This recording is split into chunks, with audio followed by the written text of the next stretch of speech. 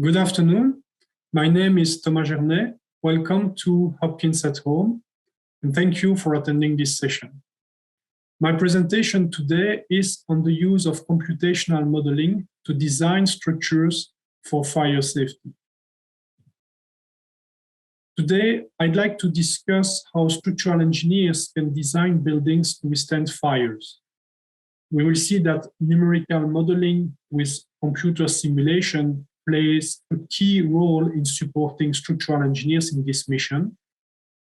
To understand what these numerical models are and how they work, I'd like to show examples of research to model the response of new materials exposed to fire, research to simulate the fire development in buildings, and examples of modeling of the response of entire structures exposed to fire.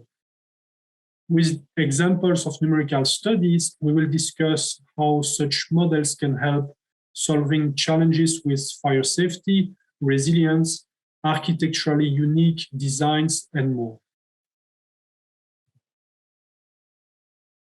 I have been researching fire as a structural engineer since I started my doctorate studies, and I find there is something fascinating about it because fire is very primitive and at the same time very complex. Fire has been an existential threat to human settlements and cities throughout history. Until the 19th century, conflagrations in cities were very destructive. Today, fortunately, with progress in building standards, progress in materials, in firefighting, and so on, our cities are much safer. But we still see major fire events, and these have still dramatic consequences, and these have a big cost for societies. So the fire problem is far from being solved. Also, with innovations in building techniques or materials, energy systems, etc., come new fire challenges. It's interesting to look at the statistics, and we find that to protect ourselves from fire, we actually invest a lot of resources. There is a study that estimates that more than 1% of the GDP is invested by, for example, the US to protect the built environment from fire. So this includes fire losses, but also expenditures to protect buildings, insurance costs, and so on. This means that there are large stakes in research in fire safety engineering. In other words, if we can do things better, potentially there are large gains to get. Looking at the future, we see trends that clearly show the fire problem being more relevant, certainly not less, with new materials used to fight the climate crisis, such as the use of mass timber for taller and taller buildings or the combustible materials, with EV cars, battery systems, with also wildfire getting closer and closer to densely built environment. We see that we need more engineering to tackle fire and find efficient solutions to make our buildings safe. Traditionally, the traditional approach to protect structures from fire is a prescriptive one. It means that there is minimal to no calculation involved. The idea is that we rely on standardized furnace testing to qualify fire-rated assemblies.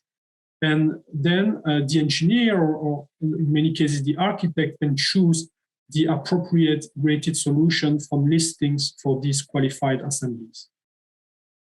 This approach is very simple, and that is both its strengths and weakness. The roots of this approach are actually more than 100 years old. And if we look at how fire casualties have decreased throughout the 20th century, it has been largely successful. So certainly it has raised the baseline for safety in our cities, in our environment. So that's a success. But there are a number of limitations because the approach is so simple, because it is one size fits all. So there is research showing shortcomings with the fact that it only looks at single elements at a relatively small scale. The fire exposure is not necessarily representative either of all situations. So there are a number of limitations. In fact, this approach certainly works well for common situations, common buildings, and when the profession has experience on the type of structure that is used. But because of the mentioned limitations, it cannot answer all questions, and it falls short when we have new systems or when we have larger structures.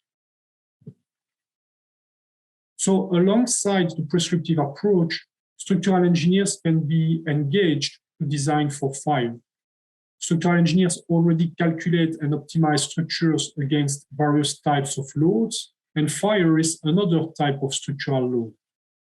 Structures should resist the heating from fires as they resist the acceleration forces from earthquakes and the pressures from wind. Especially, engineers work hard to optimize the use of materials to make structures lighter, more sustainable, with an efficient use of resources. So it is not consistent to invest lots of efforts in designing structures and sizing members for a number of load cases, but then treat fire as an afterthought and apply a generic fire protection to the sized members and all members considered individually. This leads to a suboptimal design. So instead, the proposition is to treat fire as another load case, and it is possible to complete a holistic design and find the structural system that responds the most efficiently across the different loading situations. In this effort, computational modeling is key. Simulation can be helpful and can support this type of design. Simulation is already used for seismic and wind analysis in many cases, and the tools are available for fire as well. In what we call a performance-based design, the design seeks to achieve a required performance, and the engineers must demonstrate that the design achieves this performance. So instead of adopting a set of prescriptive rules that are deemed to satisfy. A performance-based approach is also the only solution when there is no prescriptive provisions, for example, because there is no collective experience from the profession with new systems or innovation. Performance-based design for structural fire engineering to address fire loading can bring value in a number of projects or situations. For example, I list a number of situations here where engineers would want to resort or would need to resort to an explicit assessment of the response in case of fire. One example is if we want to quantify the safety of a design against fire. So to complete a risk-based design and explicitly assess the expected performance in case of fire, we'll use computational modeling. To optimize the design, to size sections for optimal response across all load cases, as was mentioned, and also apply fire protection only where needed and in sufficient amount where really needed. To enable design. So in many cases, if the design goes outside of what would fit within the code, for example, because architects have created a unique design, they want exposed steel or exposed timber or simply a different configuration, well, modeling can come in support of this and make that possible by assessing and designing for fire safety. Support forensic analysis is another case where computational modeling for fire is required. Study existing structures, study the fire safety strategy of heritage structures, where again, code provisions would not be applicable or would, I would say, hurt the heritage value of the building. Controlling the failure mode. So in some cases, the fire safety strategy does not really require that the structure remains stable up to full burnout. But instead, if people have a time to evacuate, it would be acceptable to have a collapse. An example is a one-story warehouse, for example. But still, we would want to make sure the collapse does not endanger firefighters around and does not lead to spread of fire. So we can design such that eventually the collapse would be an inward failure, for example. And we'll see an example of that. On the other hand, if we do want stability until burnout, as in a very tall building, in a hospital where evacuation would not be possible, computational modeling can help finding solutions for survival to full burnout. And if we apply a prescriptive approach, we don't explicitly know and check whether that is the case. And also to develop design provisions. So these were examples of value of computational modeling for structures in fire. Now, how does that work if we want to assess the fire response of structures? Well, it is a three-step procedure. First, we need a model for the fire development. We need a fire simulation that will output gas temperatures, heat fluxes, radiation, radiant intensities, and so on to find out the thermal exposure of our structural members. Second, we need a thermal analysis, heat transfer analysis, that will compute the temperature increase inside the members based on the fire exposure, of course. And third, we have a structural analysis where now we check deformations, forces in the structure, considering the temperature increase. The figures on this slide show application of modeling to simulate a full-scale fire test that was completed in 2010 in Northern Ireland.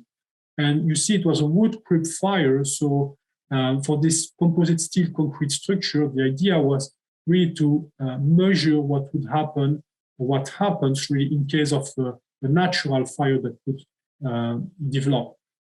And modeling tools were used at each of those three steps to capture the response and eventually provide confidence that these modeling tools can work and can represent real scale what happens in a structure exposed to fire.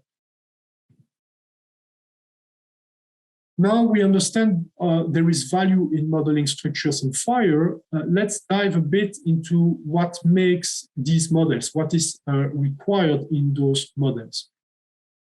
So one key component are the material models.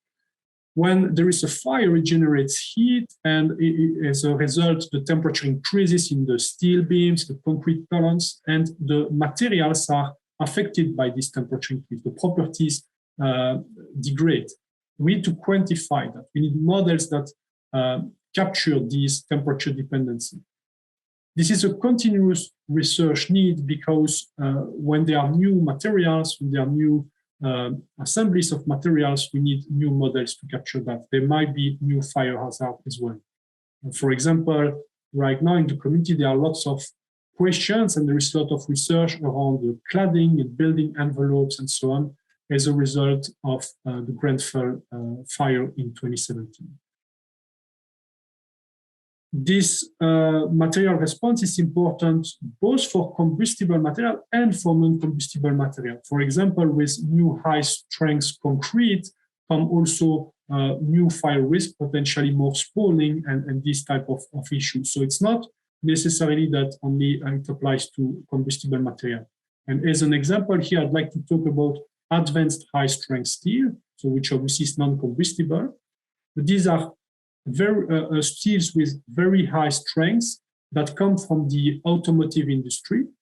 And researchers are looking at applications of these in cold-formed steel building construction. Notably, here at GHU, Professor Schaefer is leading a research effort on this. So to understand the fire behavior of structures made with these materials, we must first study and characterize their response at elevated temperature. We looked at two different types of advanced high-strength steels, and we also tested regular mild steel for benchmark. In the lab, we use a furnace mounted on a loading rig, and we test specimens cut out of steel sheets. So the furnace elevates the temperature of the steel specimen, similar to what a fire would do in a building. And we then measure the strength and deformation and how the stress-strain response is affected by temperature. There are different testing protocols at elevated temperature. We can first heat and then apply the loads, or on the contrary, first stress the material and then heat it up to failure to find the failure temperature. But what's important is that we conduct this test across all temperatures of interest, and we find temperature-dependent force displacement or stress-strain response. So what did we find? Well, first, we find that the new advanced high-strength steel behave differently from the regular steel. So that is important because it means we cannot use the same models. We need dedicated models for these new types of materials. The advanced high-strength steels have much higher strength at ambient temperature, as the name indicates, but as the temperature increases, they lose proportionally more of their strength. So at some point, the benefits decrease, and we need to quantify that, and because it has implications for the fire design and the amount of fire protection and so on. Second, we quantify these variations and these temperature dependencies, so we derive equations for the temperature dependency of the stress strain and properties. These equations can be, on the one hand, proposed for consideration in future version of standards to help and support engineers in designing with these new materials. And on the other hand, we also implement these models in numerical codes to enable computational modeling. When we do these type of experiments, if we repeat the same experiments a few times, we observe some variability in the response. And if we compare what we do, we also compare with results from other labs, we observe even more variability. So there is uncertainty in the material response at elevated temperature, and there is some variability in measurements. To capture this uncertainty, the models for the materials that we will put in the simulations can be made probabilistic. So in a project with colleagues from University of Ghent, University of Buffalo, company OFR in the UK, we collected a large database of high temperature properties for steel and concrete, and we look at the distributions of measurements at the different temperatures. We found that the distribution was well captured by a Weibull probability distribution, and we proposed equations that give the parameters of the Weibull distribution as a function of temperature. So now we can code these type of material models in our computer software that are probabilistic and that capture the variability in material response. So this enables probabilistic risk assessment, also using computer models. Recently, we are working with colleagues from University of Valencia in Spain to do a similar model for timber, where also measurements show really a large variability of response at elevated temperature. So these type of models are important to performance-based fire engineering because we can systematically account for the sources of uncertainties in the predicted response. And this is an example for materials, but we do the same for example, parameters of the fire model or thermal heat transfer models. So the previous slides showed works on the material models. We also need models that predict the fire development in buildings. What happens when a fire develops in a building compartment is that it generates heat, and that heat challenges the structure. In structural fire engineering, when we simulate the response, we don't want to work with a prescriptive time temperature curve, but instead we want to model the fire development and the expected thermal exposure in the room for the members, the structure. So there are different types of fires that can develop depending on the situation, as you see at the bottom of the slide, and researchers have proposed models for these different types of fires. On fire models, the effort starts with having good data for the inputs. And probably the most important input is the fuel load that is present in the room. The fuel load is the energy that can be released in case of fire from the combustion of the furniture and content in the room. The problem is that data is very limited about fuel load because standards rely on surveyed data, but surveys are cumbersome, so they are often outdated, and just in general, there is not much data. So with a colleague from University of Buffalo, we worked on a new method of data collection for fuel load that is more efficient and facilitates data sharing. So it relies on using a tablet to take pictures of the content in a room. And then there is a web application where to upload the pictures and compute the fuel load with support from machine vision. This also helps having a standardized database. So that was an effort funded by the National Fire Protection Association, and it's an example of research effort to improve the data that we put in our computer models.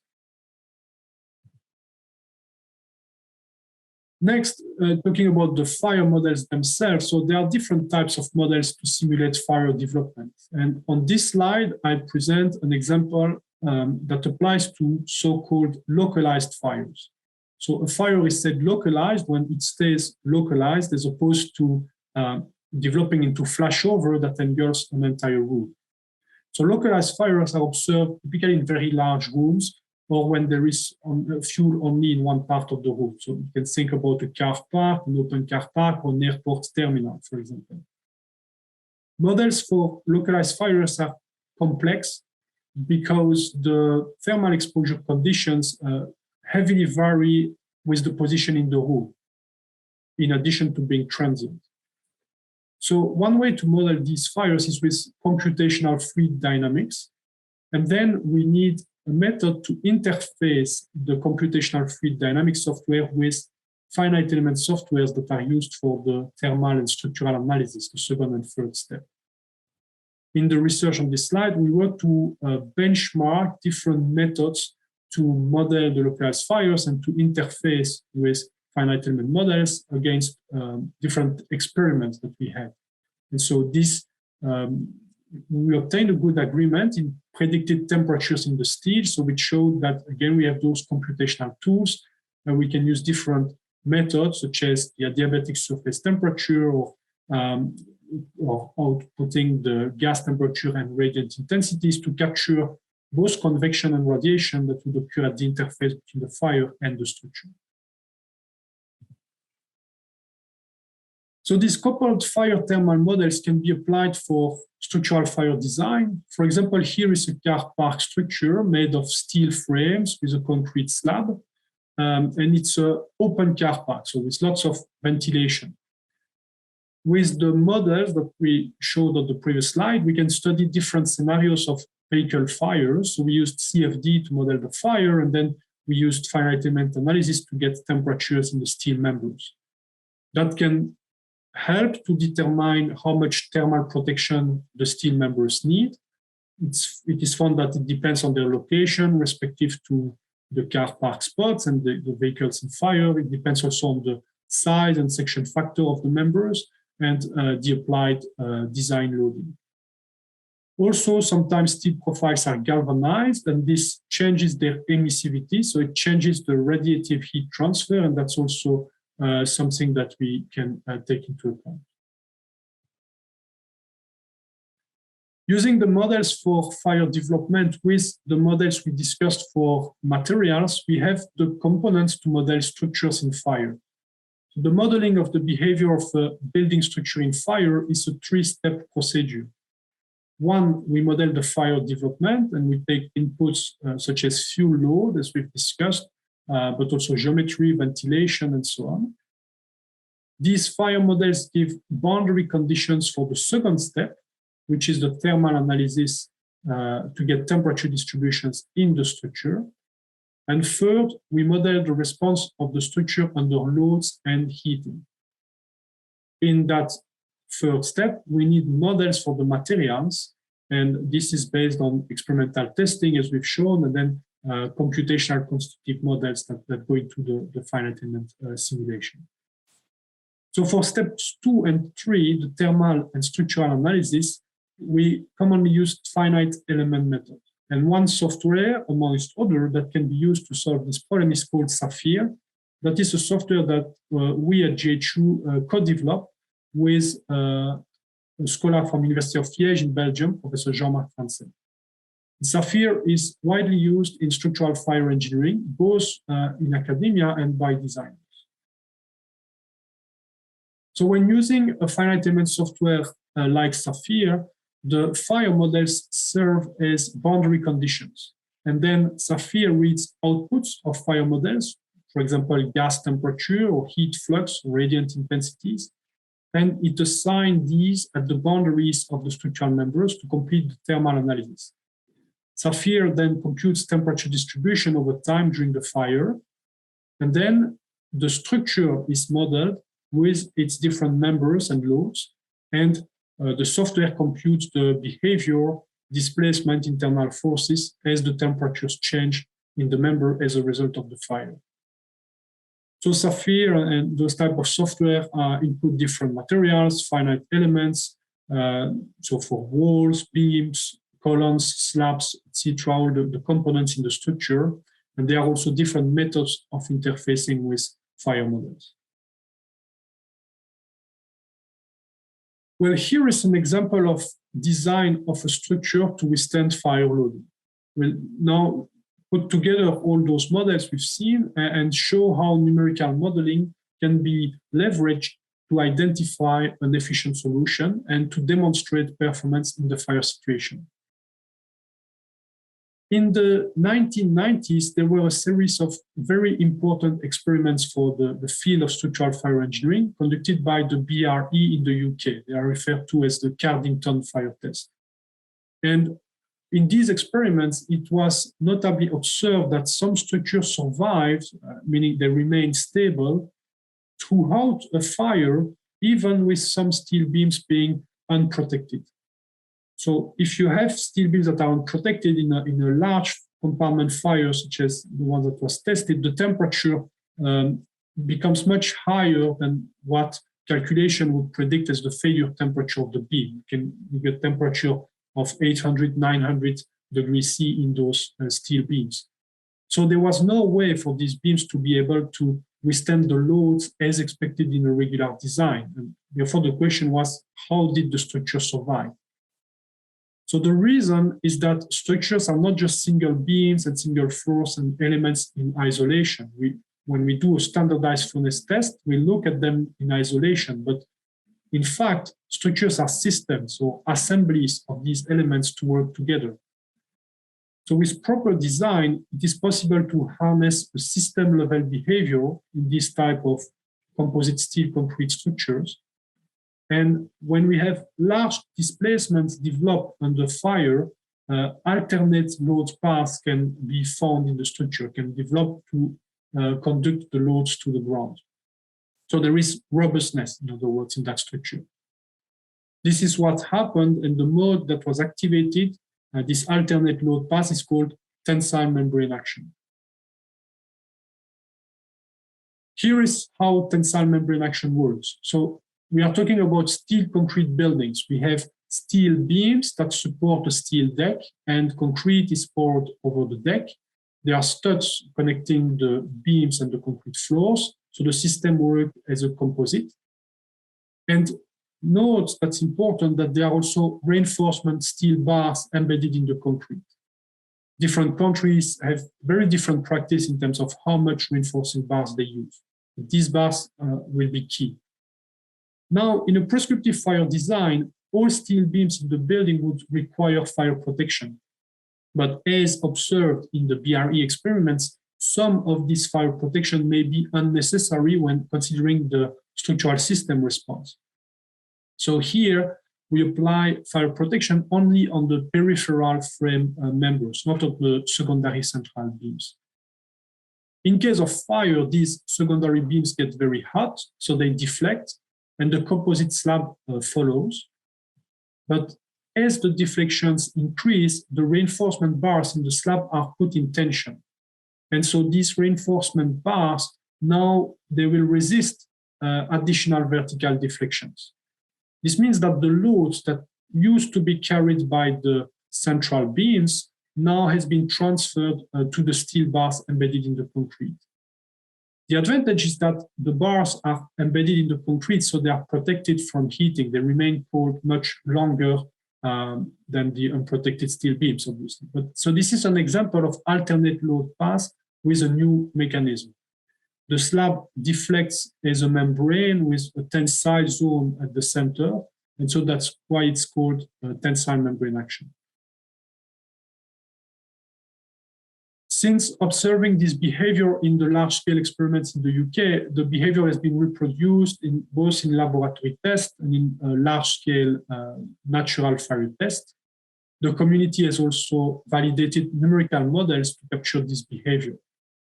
One of the modeling challenges was notably to develop appropriate models for the materials for the concrete, which is something we discussed, in order to capture possible failure modes in the concrete slab. Well, we discussed it with the example of advanced high-strength steel, but so similar efforts were needed for concrete in this case.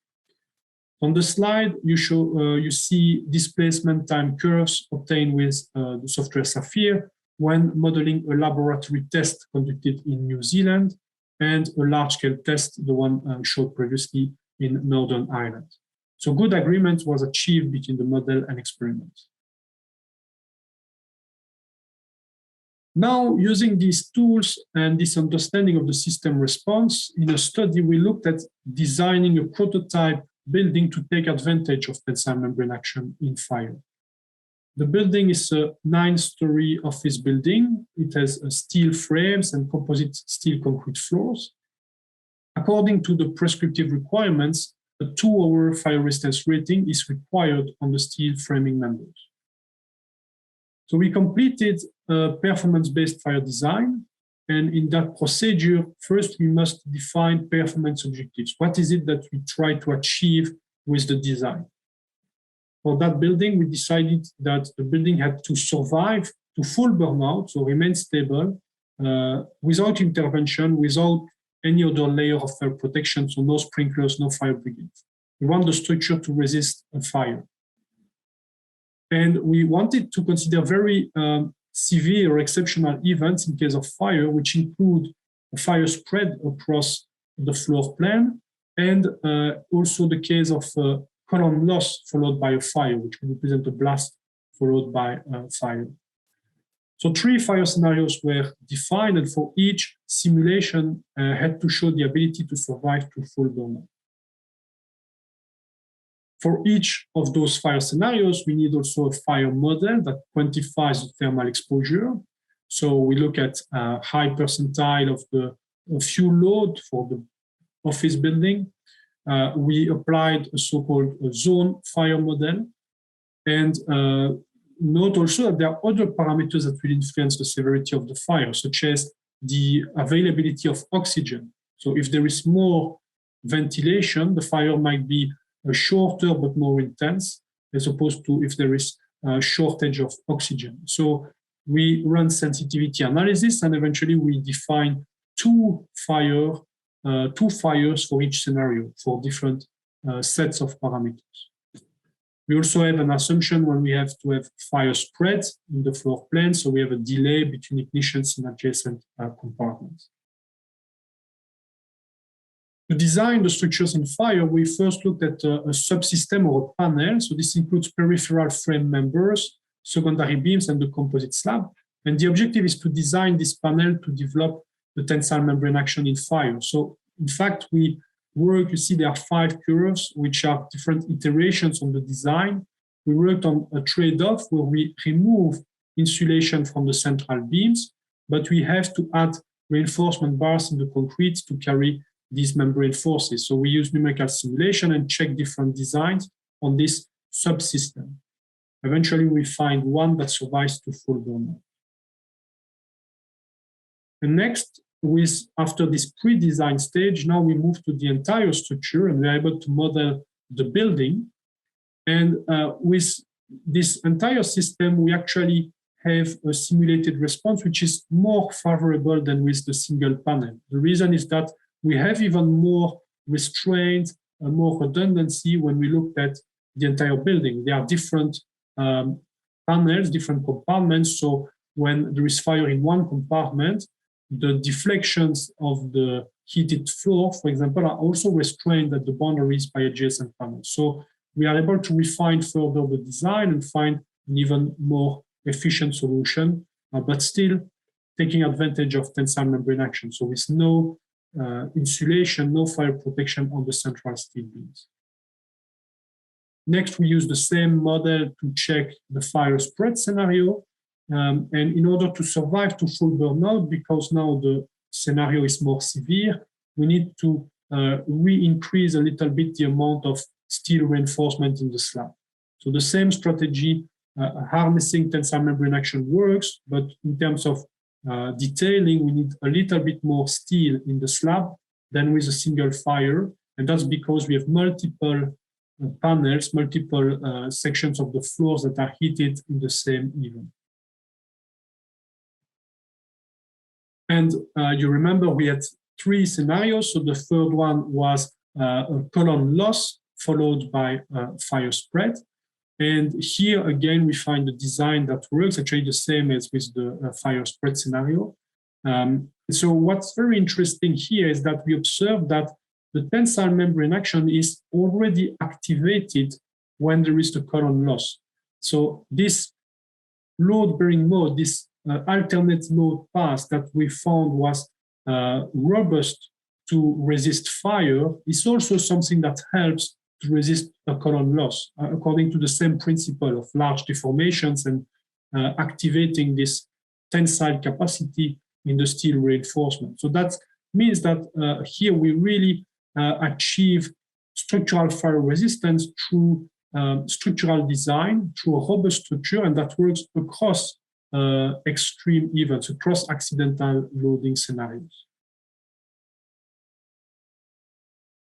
This system for structural fire design has been used in actual projects. So the buildings shown on this slide, they leverage tensile membrane action in the composite floor, and so they were able to remove thermal protection on secondary steel beams. So there is clearly an economic benefit. It also can be a sustainability benefit with less insulative material. But at the same time, in terms of safety and of behavior, really simulations show a lot of robustness, as we've shown previously. So even if we go to fire spread, to column loss, etc., properly designed, it can survive to full burnout because it's really a robust behavior. So this was an example of designing structures for fire with a performance-based approach and the potential benefits that can be gained and the fact that it is now used in practice. In the US, there was a recent technical report published by the Structural Engineering Institute of the ASCE, which describes the application of performance-based structural fire design to 4 buildings by 4 structural engineering firms. And they used computational modeling. They described a similar approach as the one I just detailed here. And they also leveraged tensile membrane actions in several cases to design for structural fire resistance. So the link is here, and I encourage you to have a look at this report to see an application to say the case of US structural design. Now, there are other types of benefits of modeling the behavior of structures in fire and using computational modeling. And without going into details, I'll just mention a few. So, for example, this can be used to address important safety questions for building occupants and also for firefighters. Questions that cannot be explicitly answered by a prescriptive approach, but instead require numerical modeling. For example, prescriptive designs do not contemplate the cooling down phase of a fire. So if a building owner wants to basically have a building survive to full burnout, it would need a performance-based approach to check that, to demonstrate that. So we have a few research projects where we looked at the behavior of columns made of concrete, timber, throughout heating and cooling phases. And what we find is that there is a continued heating during the cooling phase of a fire due to the heat transfer processes. And so there is a continued risk of collapse, including during the cooling phases. So we studied this behavior, and we can provide design methods, again supported by numerical modeling, to design for full burnout. Another application that I mentioned at the beginning of this talk was the collapse mode. So in some cases, we want an inward failure mode for buildings after everybody was able to evacuate, obviously. And you see that there's been research also, both experimental and then numerical, to make sure that the structural system is such that in case of fire, and if a failure were to occur, it would be an inward failure, which is better to prevent fire spread and for safety of fire buildings. So we worked on understanding, for example, how connections and the stiffness of connections in rotation could influence this failure mode. That's what you see at the bottom of the slide. Beyond safety, modeling is used to explore issues of resilience. So structural design now looks at achieving additional performance objectives, such as the ability to be reused after an accident, for example, and that is done also in fire. So here on the right, you see a project where we worked with the NIST to study the post-fire performance of cold-formed steel walls. These walls with strap bracing were first tested at the NIST under fire, and then after the fire event, they were tested to failure under lateral loading. So the objective is to understand in what situation such walls could be reused after a fire, whether they would need to be repaired or replaced. And so in the NIST full-scale testing, they can do a few configurations for a few types of fires, but then with our numerical modeling, we work with them to do the numerical modeling part, and now we can study that problem with parametric analysis and find out guidance for engineers for post-fire reuse. So these were some illustrations, some examples of benefits or applications of modeling in structural fire design. There are more. For example, in some research projects, scholars have looked at preservation of architectural heritage, so using modeling to find strategies to make heritage building safe. And of course, we don't want to use prescriptive requirements. We don't want to use necessarily compartmentation or application of fire resistive or fire protection material, because that would hurt the value, the architectural value of those buildings. So we use modeling to find out alternative solutions, but make sure that they are fire safe. And also to enable design. So there are examples of iconic designs where modeling was used to, for example, use exposed steel in a facade. So that was a project led by Dr. Hopkins in the UK, and using sapphire, they were able to justify this design. And at the bottom right, you see an example for a bridge study done by Eric Tonicello in Switzerland, who studied scenarios of truck fires on a bridge, because it was a bridge with very high cost, lots of value, and with a unusual design with intersecting steel arches. So modeling was used to check the behavior in case of fire. So to wrap up this presentation, I've talked a lot about what we could do with numerical modeling. I'd like to mention a few barriers and opportunities and research needs also in that space. So it's clear that it's a continuous effort, that we can always improve these models, and notably when there are new materials that come to the market, there might be new fire risks. So it's very important to study those innovations and develop models that address the fire risk, and that can be incorporated in the structural fire models. So right now, some of the most pressing questions are with the implementation of some, I would say, sustainability-friendly materials. We think, for example, of mass timber in tall buildings. So there is a lot of interest in that direction, but it needs to be carefully studied and just properly designed for fire. And so those tools that we've been discussing can be really helpful in addressing these questions. There are also opportunities from incorporating advances in science and engineering from other fields, and just in general with the progress in computational power, also we have more opportunities for modeling. One important barrier that is worth mentioning lies with education and competency. So the fact is that structural engineers are not typically trained to apply these methods and not typically trained to explicitly design for fire. So in order really to reap these benefits, there needs to be education and showing how to apply these methods. But it's not only with engineers, it's also there needs to be a better communication of the potential benefits and of the rigorous fundamental on these methods, communication toward building owners, authorities having jurisdiction, and so on. So the different stakeholders must be more familiar, and that's on us, structural fire engineers, to facilitate that, but must be made more familiar of this alternative performance-based fire method in parallel with the prescriptive method, which certainly is there to stay as well. So educating on the methods, what lies beneath and what is rigorous in those methods, and also the potential benefits of making the effort.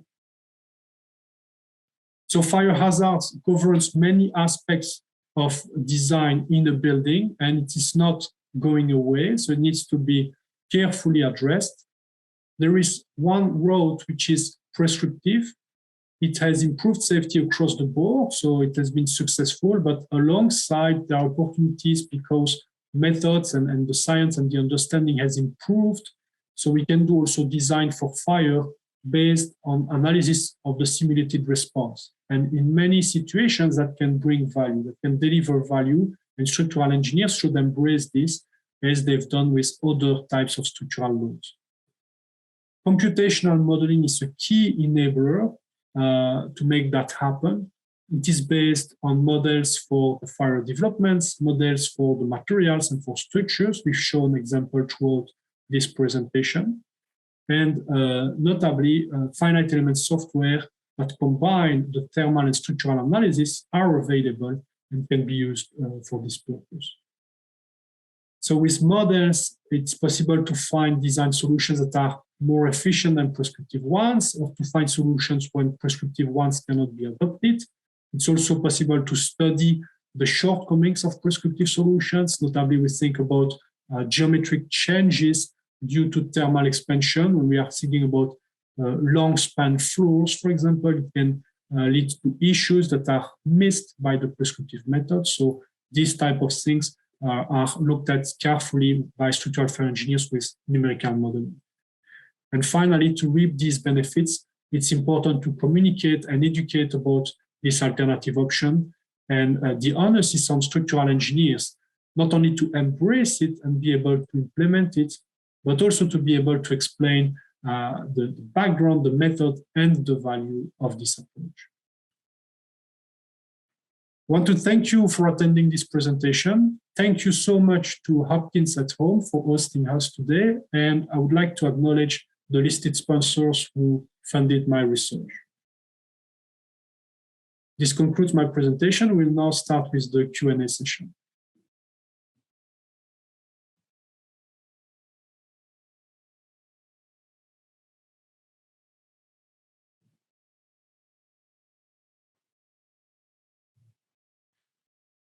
I am now reading the first question. Could this modeling be used after the fact in cases where a fire has taken place to hypothesize about what started it?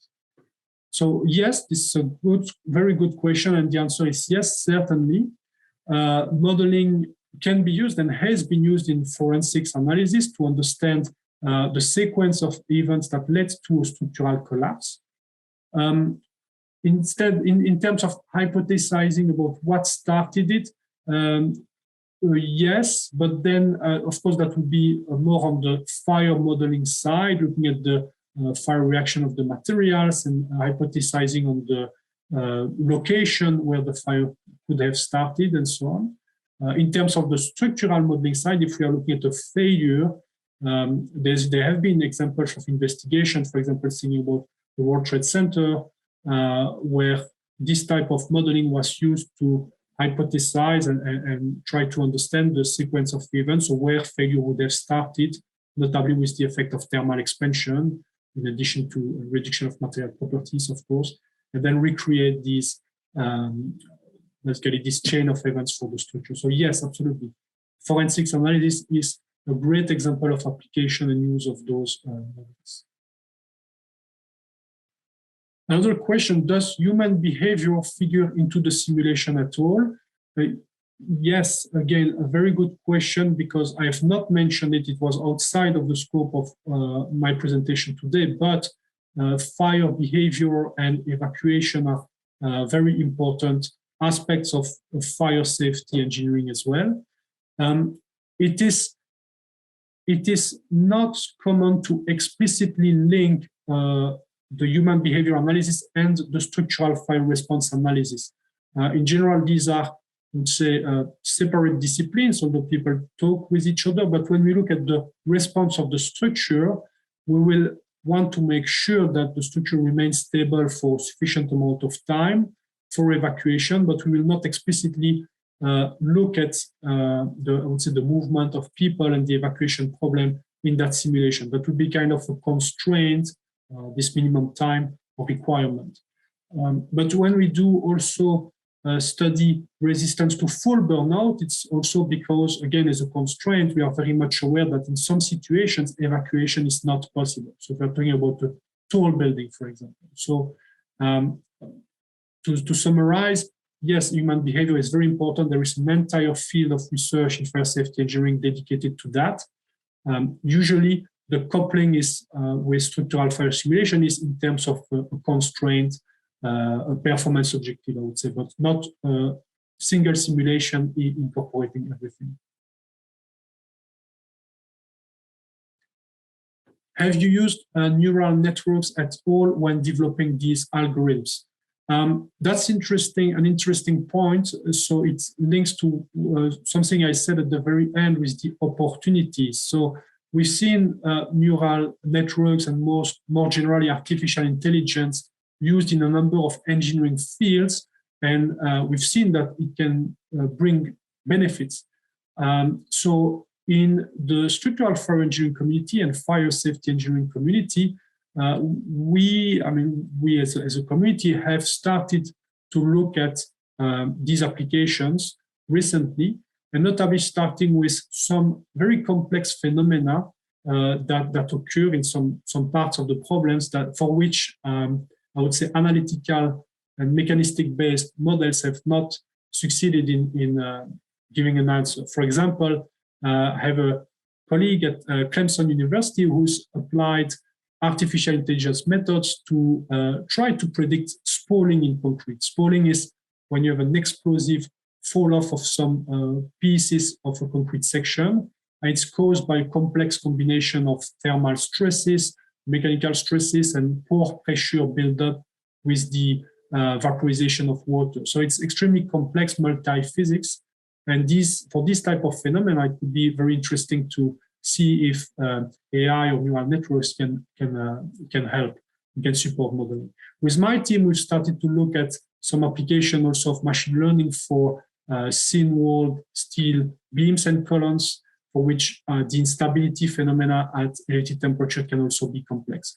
So in summary, it's not something that has been widely embraced or that has really changed the way we do the global modeling and the global analysis of the problem, but it has started to permeate punctually to solve or to look at some specific problems that have been a hurdle for structural fire engineers over the years. So it's a trend that is starting.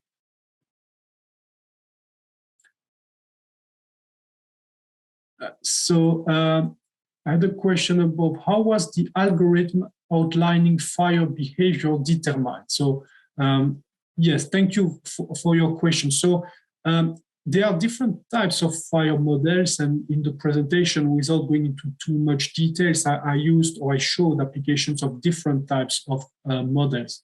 But if I understand the question correctly, when you refer to outlining the fire behavior, I will assume it's in terms of the fire growth and the spatial development of the fire.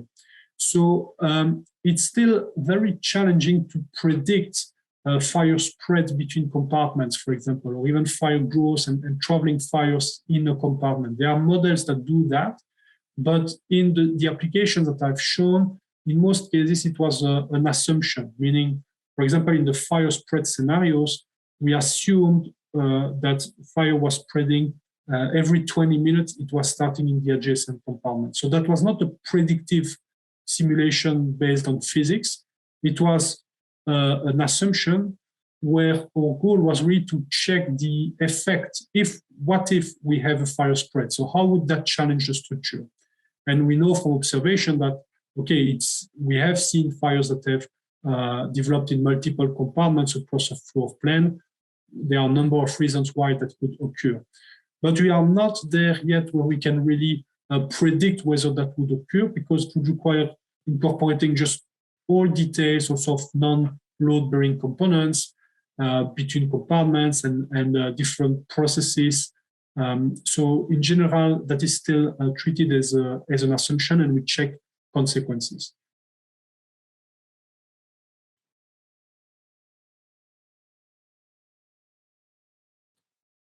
In what stage of the process do most architects or designers use this model? When starting or after they've put something together? Yes, good question. So I think it depends. From my experience and from talking with practitioners in the US, it is still very rare, it's exceptional that this approach is used by default when starting and initially in a project. The decision is made to do performance-based fire design. It is starting to appear, but it's still very much the exception. But then it happens that in some projects, these models can come and save the day at the end of the process. For example, if something was missed in the design, or if there needs to be a change in the design while the building is going up. And so there have been cases where that's indeed when the models have been used, and we're able to find solutions. In other countries, there is more of a tradition to do this type of design. For example, the UK certainly come to mind.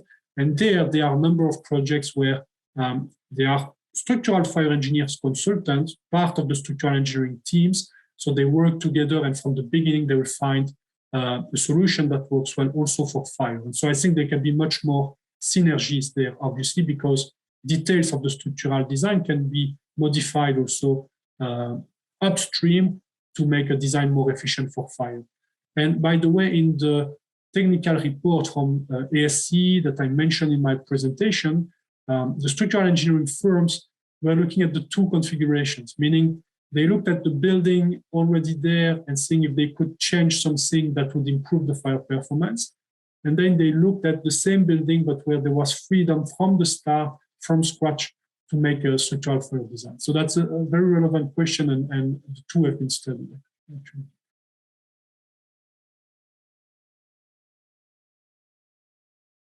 So let me see, I think we have a last question.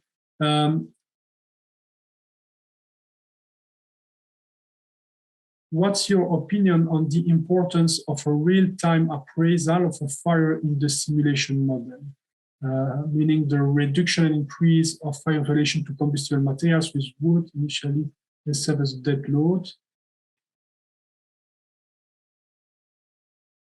Yes, thank you. So let me make sure I understand the question. So when we use the fire model, so there is a certain amount of combustible material, there is a fuel load, which is characterized also with its heat release rate, and all this will influence the fire model, the fire development in terms of gas temperature, heat fluxes, and so on. So if I understand your question, it's about the reduction and increase of fire in relation to combustible materials, which would initially serve as dead load. So we account for this combustible material, which is present, which serves as dead load in how much energy that brings to the fire. So this coupling definitely is there. We don't do the I would say, the reverse coupling of reducing the dead load because some material burns. So that usually is not accounted for, is conservatively ignored. So we assume the dead load that was there at the beginning of the event remains there. But so definitely there is a real-time appraisal of how much heat is available to elevate the temperature and so on from the combustion of the combustible content. And by the way, at this time, there is a lot of research on understanding how that works with wood structural members, because there, the wood beams or wood CLT floors can contribute to the fire. They will bring heat to the fire, but as they become consumed, also, of course, the load-bearing capacity will be affected. So in that case, we have this two-way coupling that has to be accounted for in the models. So certainly. So there are lots of coupling between the three steps that I outlined: fire, thermal, and structural. In most cases, the simulation is sequential. So we do the fire model, that is a boundary condition to the thermal analysis, and then that is a boundary condition to the structural analysis. However, there are cases where we need also feedback. And the potential change in parameters as a result of a fire, what would guide assumptions such as a 20-minute fire spread you earlier touched on. So yes, I think I mentioned that briefly. But so, for example, I can give you another example quickly. So in terms of fire models, the amount of ventilation and oxygen will be instrumental in the intensity of a fire, because if there is more oxygen available for the combustion, there is also more heat released at once. When there is a shortage of oxygen, we talk about ventilation-controlled fire. Some of the combustible gases cannot react from the combustible material. So either there is external flaming, they go outside, or simply they stay in the room. So one of the parameters that is relevant is whether windows are open or closed. And of course, we don't know that when we do the model. So usually we use sensitivity analysis. And this is what guides our decision. We look at what would be the worst assumption. And it's not always that all windows are open, because if you have excess air, it can cool down also the environment. So we have to look at those through sensitivity studies to find out the most critical cases. But I think that I was able to answer, at least partially answer to all questions. I see also that I think we have reached the time. So I want to thank you very much again all for attending. Again, many thanks to Hopkins at Home for hosting us. So my name is Thomas Gernay. I'm an assistant professor at Hopkins University in the Department of Civil and Systems Engineering. And thank you and a good afternoon to all.